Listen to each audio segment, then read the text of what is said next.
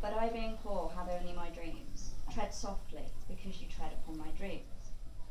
But for lots of disabled people, we feel like the consequence of austerity and the welfare changes means that it's like we're being stamped on, and we have been labelled as scroungers.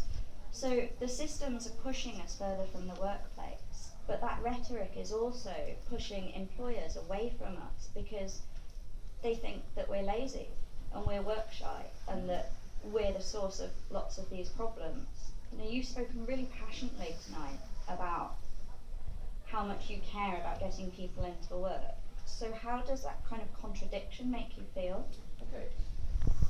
First of all, none of that rhetoric has come anywhere from us. Let me tell you straight away that at no stage has anybody in my department working for me ever referred to anybody disabled as work shy, and you'll never hear it from us because it's not true. In truth is, I know from all those who have disabilities, mental, physical, whatever, that many of them want desperately to work. And the reason why DLA is created the way it is it doesn't stop you going to work, because you're not going to lose it. By the way, the reason we're reforming DLA with PIP is because half of the problem is DLA is so complex that lots of people who get it think they're actually going to lose it if they go to work. So it acts as a disincentive, and they're getting confused with other benefits. So what we then I faced this problem about 2 years ago, and I just kept saying, look, this is madness, that what we've got here is people who want to work, but the businesses themselves think this is too difficult for them to take them into work. So we have to counter. So we set up the Disability Confident campaign. I launched it over a year ago. We brought businesses to the table. We brought lots of disabled people with disabilities to come and talk about their experiences.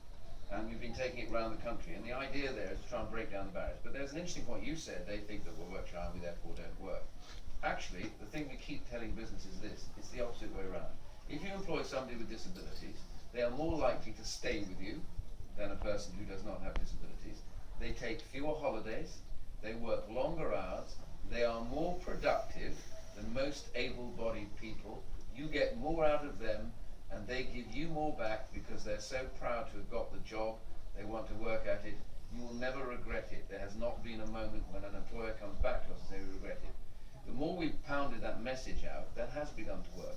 And so the figure now, biggest band around, we now have more people with disabilities in work than ever before. That's not good enough. In Germany, they have many more in work.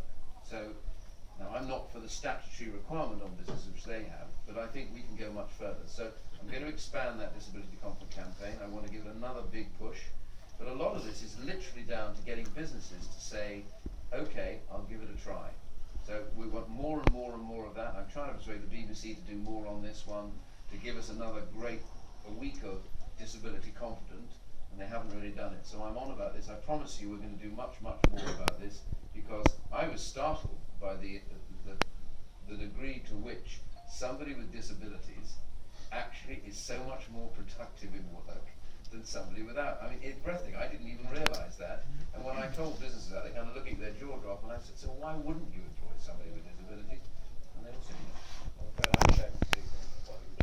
I pushed that. We need to get it out. I recognise that. It's just so positive that it would change the whole of that problem you described. We'd love to hear more of what you've just said. I know, it's very difficult. I just don't get reported when I say it because they don't want to write about it. I'm always looking for ideas for my column for the Times, and maybe I'll just... Well, I'll give you the figures. The lady in the front row.